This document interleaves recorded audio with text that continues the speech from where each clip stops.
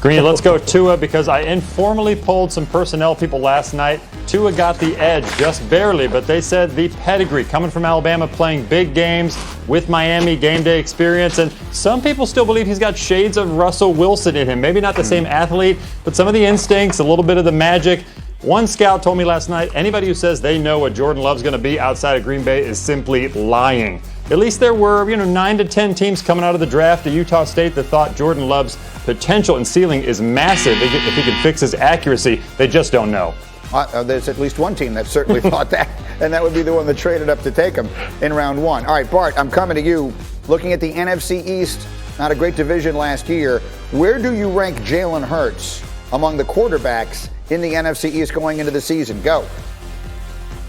But this is a little bit unfair, Greeny, but I got to rank him 4th. It's simply because he just doesn't have the experience. He's also on the worst team from a talent perspective. Now, he is potential. I have a couple problems. He couldn't beat out Tua Tagovailoa. And name me the last Alabama quarterback, not named Joe Namath, that turned out to be any good in this league.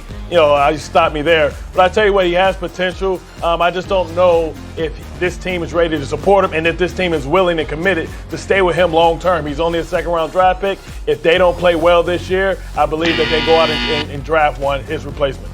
Absolutely. They could draft one, or they could use all those picks they have to try and acquire one of the big-name quarterbacks who could be on the move next year. Russell Wilson, Deshaun Watson, just saying those things could be out there. In the meantime, I want to read you, Bart, something that Jason Kelsey said. This is a quote on NJ.com talking about Jalen Hurts. He said, "I was drafted in the 6th round. Nobody thought I would last a season in the NFL. Analysts are analysts for a reason. They are certainly experts. I don't want to bash any of those guys, but I'm with Jalen every day, and he has all the intangibles. He's an incredible leader. He has a great work ethic. I can't wait to see what that kid does. I don't know how to evaluate quarterbacks, but I'm excited to be his teammate." That's what he said. Bart, when you hear him say that, what does it make you think?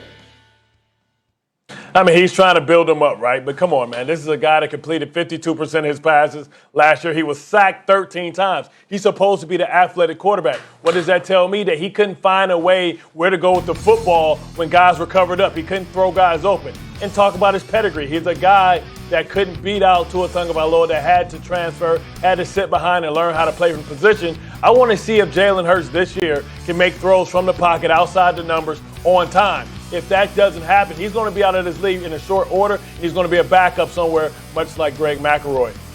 That was for you, TB. Feels like something of a gratuitous shot at Greg McElroy, but all right, I'll live with it. Mike T, your thoughts, Jalen Hurts? Greeny, it was a shot at me. I drafted Greg McElroy. Who knew that he was going to be such a great broadcaster? I drafted him for the wrong profession.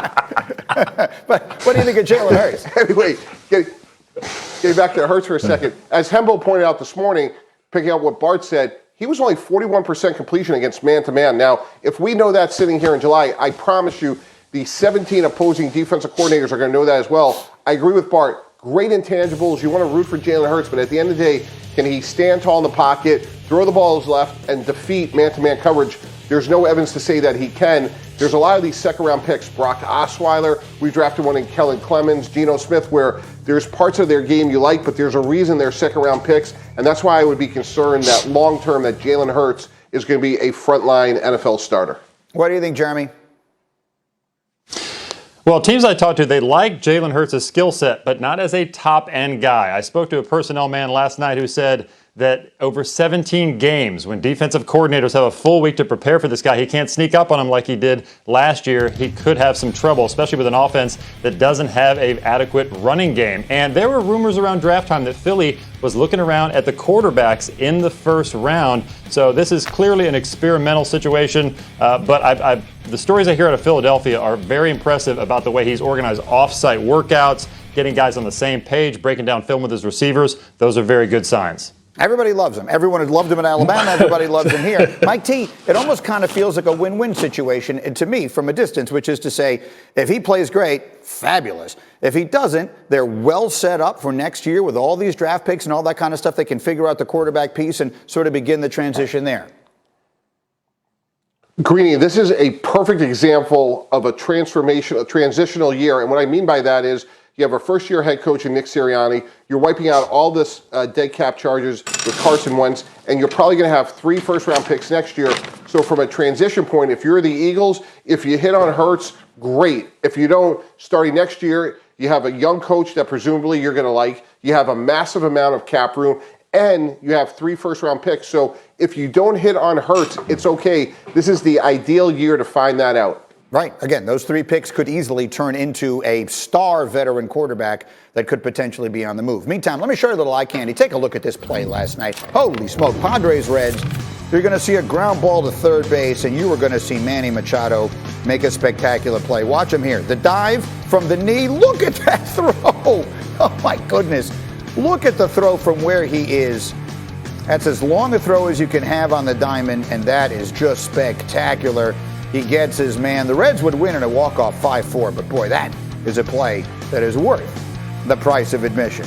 As we continue to the Suns, they set the sun on everybody in the West, but they deserve all the credit they're getting. Will this season's champion have an asterisk next to it? That's a question a lot of people are asking. We will get the answer next. Plus, with the new NCAA rules, Reggie Bush wants his Heisman back.